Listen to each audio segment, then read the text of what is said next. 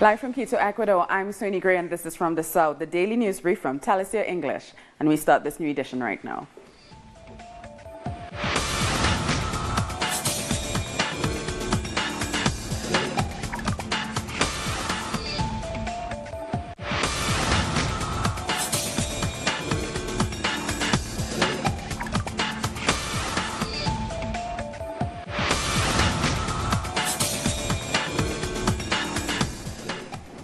Talks continue this Friday in the Dominican Republic between the Venezuelan government and the opposition. Delegations from both sides arrived for the dialogue on Tuesday. They've reported progress since the last round in December, but say they won't be commenting further until a deal is reached. The talks are aiming to overcome the political and economic conflict in the country, but the government team says some opposition parties are threatening the outcome. One of the main obstacles that we have had to face during this dialogue process is that some of the sectors of the Venezuelan right wing are playing different games and strategically responding to different interests. So we have come here with the highest of expectations. As we said in the past meeting, the majority of the points in the agreement are already approved, but we have received information from our Venezuelan intelligence services that the violent groups of the opposition are coming back together and planning to attack again. These groups are led by some of the most violent Venezuelan political parties. We are also concerned about the recent statements from these parties like Voluntad Popular and Primera Justicia. They are directing their strategy once again towards violent protest. We saw in the past how they block streets and burn people alive. So as Venezuelan President Maduro just said, we insist on the dialogue. We are here with our highest expectations, with our heart open, so we can achieve an agreement to coexist in peace, so the violence in our political landscape can be eliminated once and for all. Thanks a lot. President Nicolas Maduro said he hopes the dialogue will break the political stalemate in Venezuela and pave the way for presidential elections. Maduro asked his delegation to move forward with agreements that will defend the country's economy. He also said his government wants to find a peaceful situation with the opposition and will respect the agreements made with this new round of talks. Our special correspondent, Rolanda Segura, has the latest from the Dominican Republic. We are at the Foreign Ministry's Convention Center in the Dominican Republic. The country's president, Danilo Medina, just arrived along with his foreign minister, the former Spain Premier José Luis Rodríguez Zapatero, and the international observers to participate in the dialogue that will take place today between Venezuela's government and the opposition. The meetings were scheduled to start at 9 in the morning, but the delegations from both sides haven't arrived yet. Yesterday, the negotiating teams took part in working groups and exchanged views for more than 3 hours about 2 of the 6 issues on the agenda.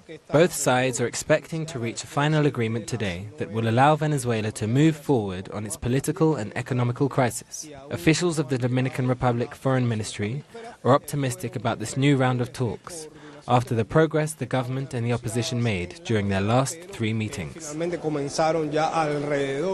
Officials from Holland and Venezuela met in Aruba today in a bid to diffuse tension over the smuggling of Venezuelan goods into Dutch-controlled Caribbean islands. The talks come after Venezuela closed its borders with Aruba, Curacao and Bonaire to clamp down on contraband activity. Madeleine Garcia reports from Aruba. Aruba's gorgeous, peaceful landscapes face their neighbor across the sea, Venezuela. But now these borders have been closed as a security measure against the smuggling of valuable resources out of Venezuela, copper in particular. The sale of these stolen goods was legal in Aruba, but it represented a crime against the Bolivarian nation, which has asked its neighbor for their help. They need to sit down and talk. We've always coexisted as neighbors. There are a lot of Venezuelans living here and Arubans living over there. The Aruban authorities have stepped up and banned the sale of uncertified copper coming from Venezuela. Venezuelan businesses which legally extended their operation to Aruba, such as Canteras y Mármoles, are hoping for a mutual understanding between the nations, so that trade can go on. We need just and balanced trade to promote exports, to start off creating a binational chamber of commerce that will regulate these activities and spearhead healthy trading, industrial and cultural exchange. A plan of action will be drawn up this Friday, including measures to tackle smuggling and illegal immigration and to reinforce economic and cultural links. The ALBA Political Council is meeting in Caracas to prepare for upcoming CELAC meetings with China and the European Union. Our correspondent, Freddie Gillingham, has this report.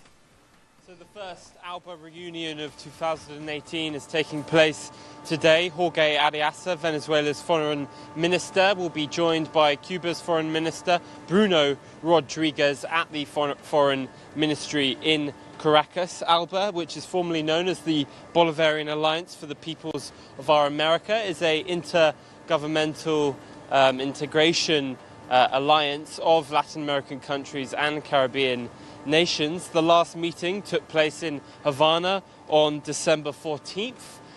This is, of course, the anniversary of when the organization was originally set up by the late President Hugo Chavez and Fidel Castro of Cuba.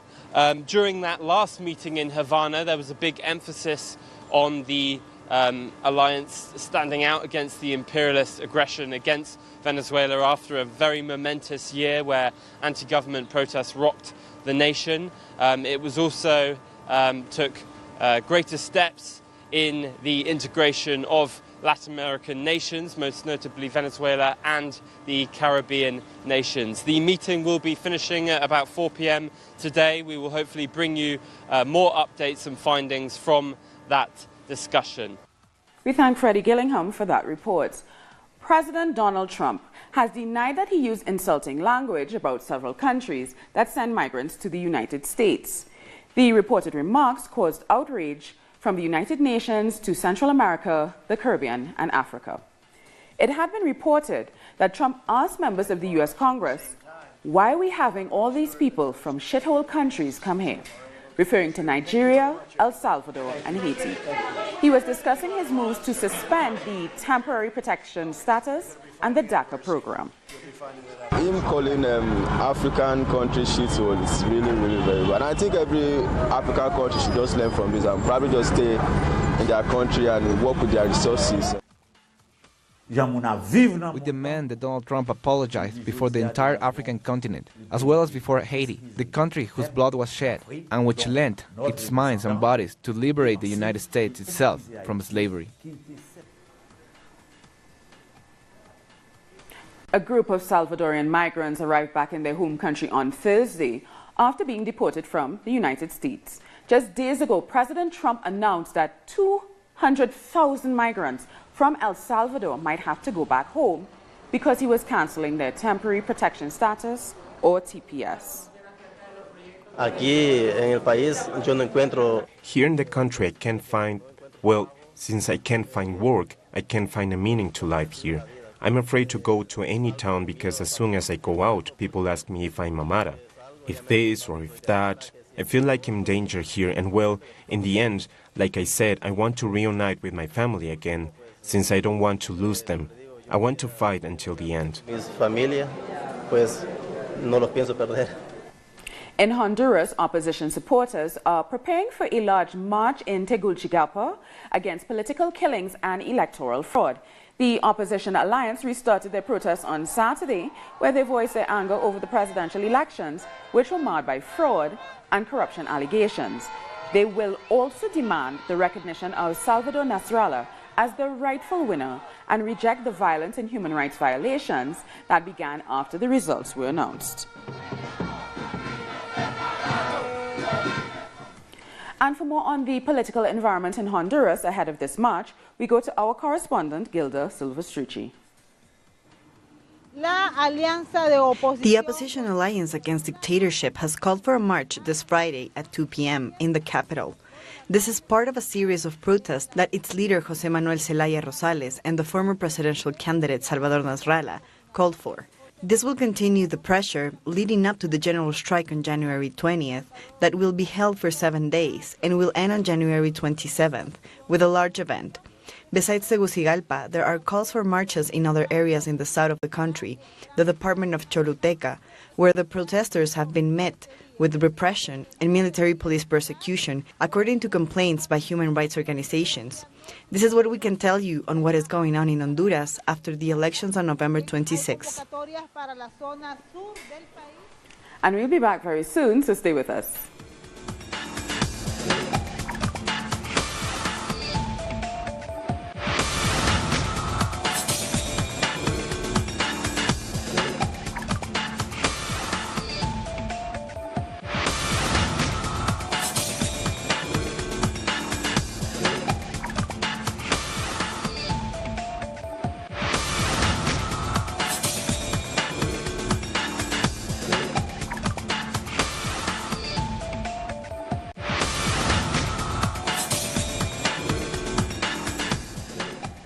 Thousands of people took to the streets in Peru on Thursday evening to protest against the pardon of the former leader Alberto Fujimori.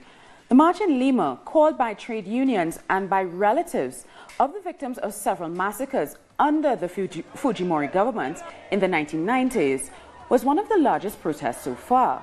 The demonstrators denounced the deal done between President Pedro Pablo Kuczynski and the members of the Fujimori party family to block moves to impeach him.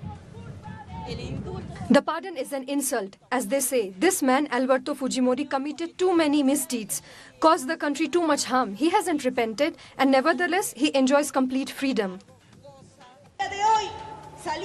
Today we came out to renew our promise to the fight, to persist until this pardon is reverted, until the main person responsible for the death of our relatives is back in jail.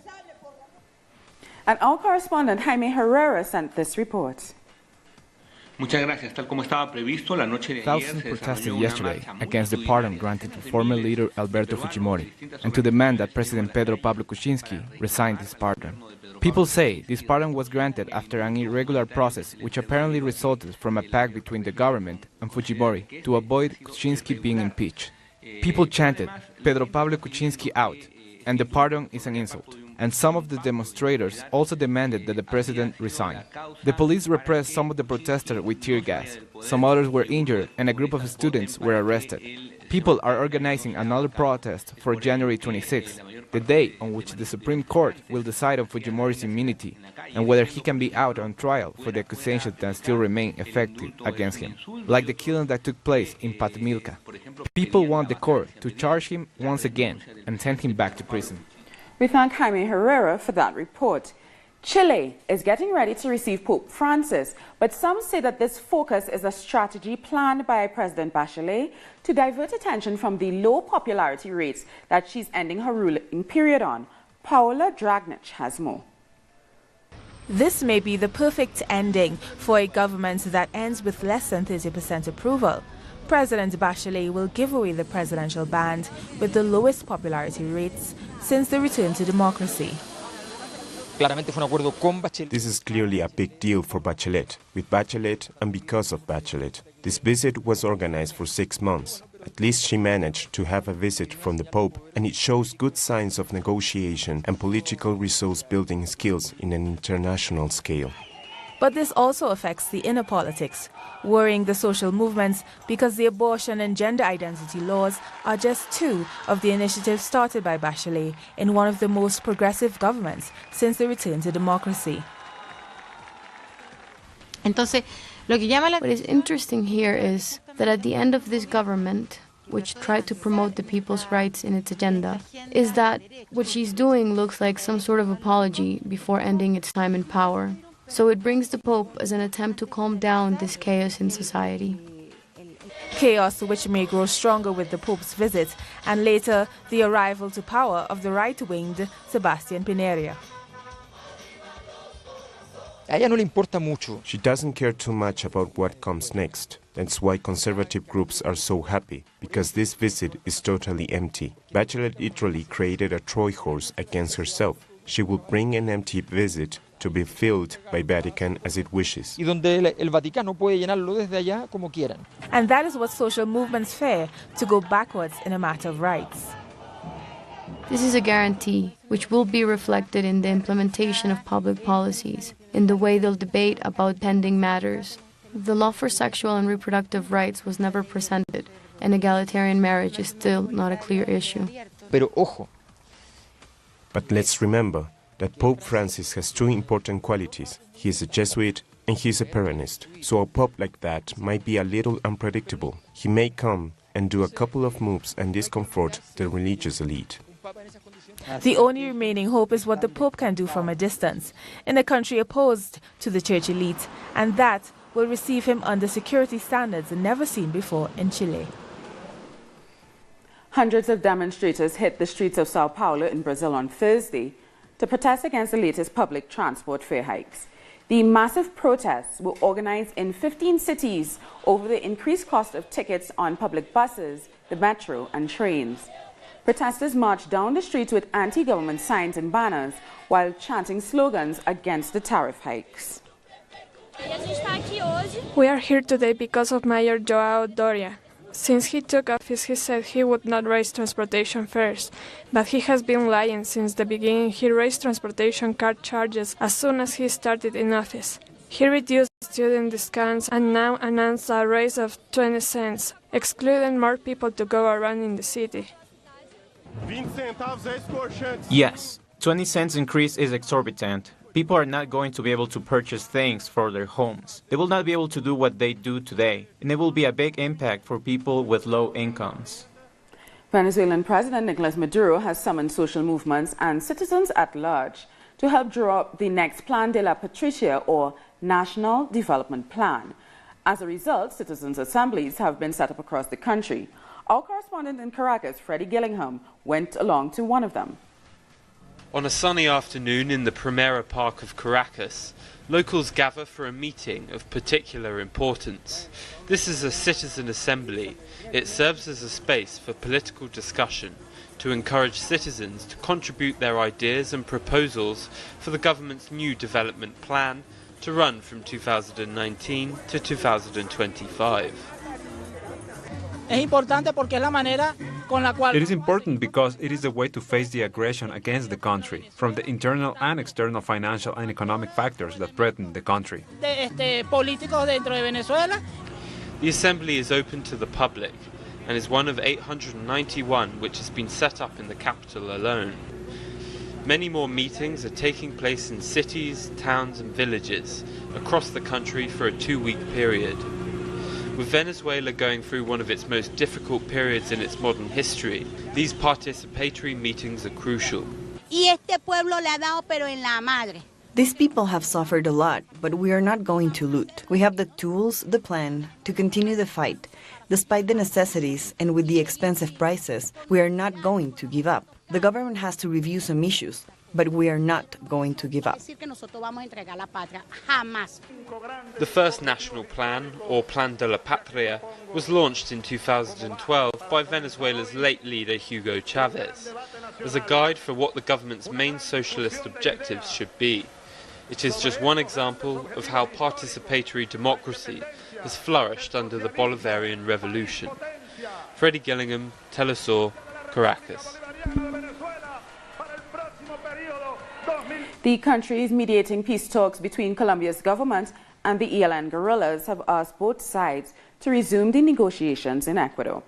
The guarantor countries said that both parties have expressed their will to overcome the difficulties that led the Colombian government to withdraw its negotiating team this week after a 3-month bilateral ceasefire ended. They also asked both sides to negotiate a new ceasefire.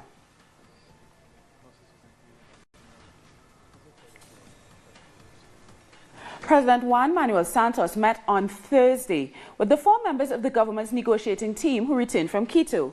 They declared that the government is willing to reach an agreement to end the armed conflict. This despite the suspension of talks with the ELN. After meeting with President Juan Manuel Santos, the chief of the negotiating team, Gustavo Bell, pointed out that the national government has the will to resume the ceasefire and negotiate a new one. He also confirmed that he will stay in Colombia to wait for the visit from the Secretary General of the United Nations, Antonio Guterres, who will arrive next Saturday. The United Nations has explained that for them to keep the verification scheme, they require to be informed promptly about the decision to resume the ceasefire. This is one of the many topics that President Juan Manuel Santos will address with Antonio Guterres.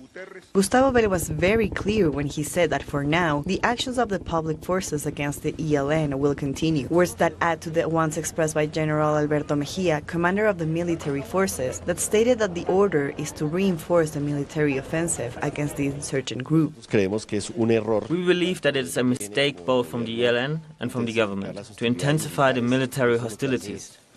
This only pushes away the possibility of an agreement. Therefore, we make a call for common sense and for the dialogue to be the path and not military hostility. The situation is complex. While the tension still remains in the peace dialogue, military actions have intensified from the ELN and from the public forces. The rise of violence will have consequences on the population. The militarization will bring more conflict, More victims, more clashes, displaced persons, confinement, and it will mess up the peace environment that was created in the framework of the ceasefire, which was a relief for many regions of Colombia, despite all the circumstances that were presented by both parts in these 3 months. Among the multiple calls in that of the guarantor countries for the peace process, they requested the parties to begin the 5th cycle of dialogues with urgency to prioritize the negotiation of the ceasefire. The country's regions also joined this call for peace. The call that we make to the ELN and the government from Catatumbo, but also from all the campesino reserve areas that I represent, is to maintain the ceasefire and to continue the dialogue. Complete peace is key. The president of the political party FARC, Rodrigo Londoño, also sent a message to the parties, saying that despite the difficulties, it's a moral and ethical obligation to continue the search for negotiating solutions. The ball is still in the court of the government and the ELN. 8 out of 10 Nicaraguans reject the NICA Act law promoted by Washington, accusing it of being invasive and harmful for the country's economy. More in the next story. Marvin is part of the 80% of Nicaraguans against the NICA Act, a law promoted by the U.S., which, if approved in Washington, may move to impose economic sanctions to Nicaragua. Of course I oppose this law. It is always the bigger ones who try to step on the small people without caring about anything. They just care about their rights, and that affects us. Capitalism affects us. It only comes to destroy the few things that we can still build.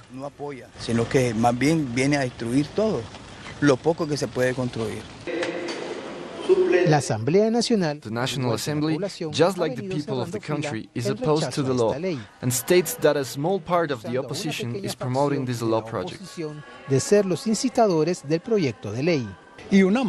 One more for the empire, which is always supported by the bad sons of our country, who beg for what they can have. They ruled the state for 16 years, and all we got was more poverty, less work, less health, less education. Therefore, the people in general are strong when saying no to the NICA Act.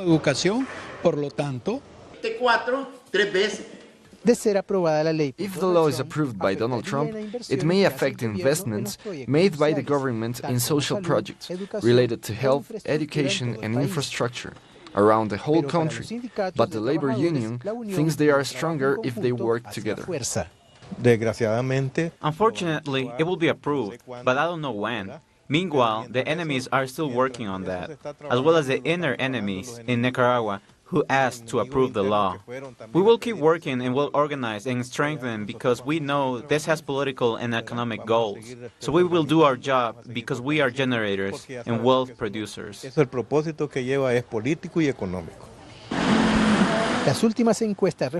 last polls indicate that only 9% of people agree with the NICA Act, which is a law project that for most of the people is both intrusive and damaging to democracy.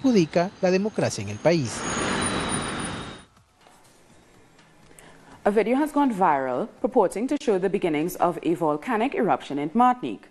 But when Telesur contacted Dr. Valerie Clouhard of the Martinique Volcanic Observatory, she dismissed the claim.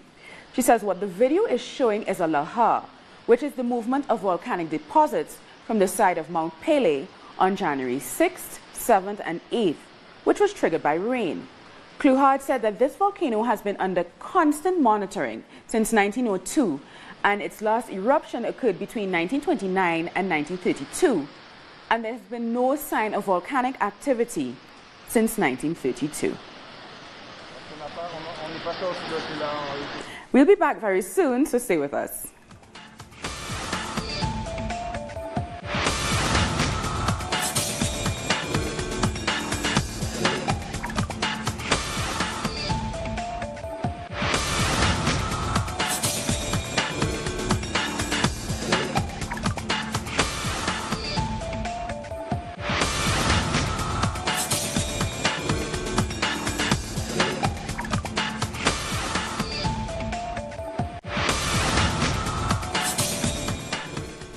Dozens of activists staged an anti-Guantanamo rally outside of the White House on Thursday, the 16th anniversary of the opening of the Guantanamo prison camps. Activists were dressed in orange jumpsuits, similar to those worn by Guantanamo inmates, and bore signs reading 41 for the 41 Muslim men who are still being held within the detention camp. Several protesters were detained.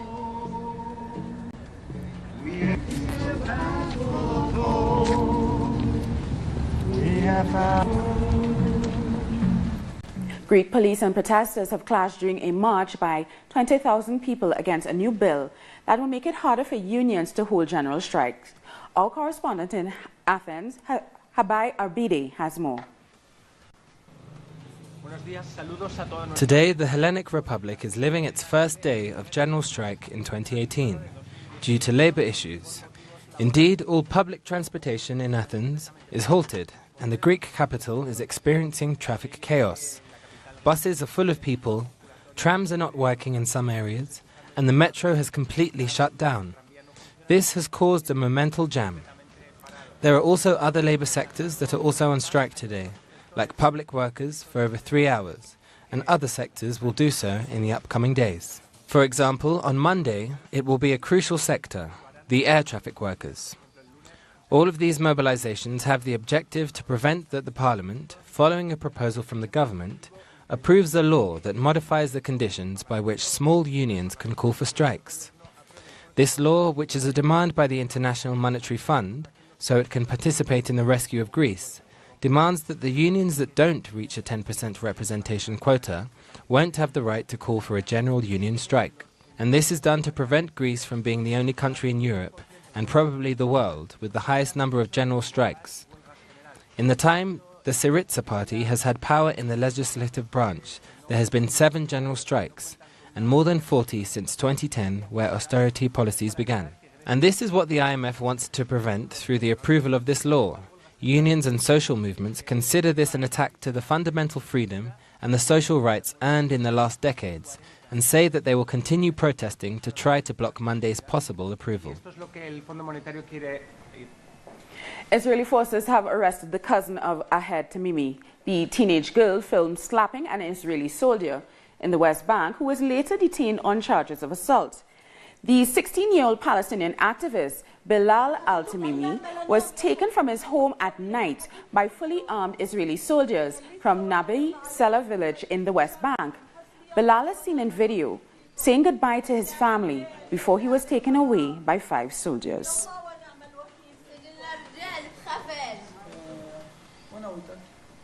And that brings us to the end of this daily news brief. For these and many other stories, you can find them on our website, telesurtv.net/English. And join us on social media, Facebook, Twitter, and Instagram. For Telesur English, I'm Sonia Gray. Thank you so much for watching.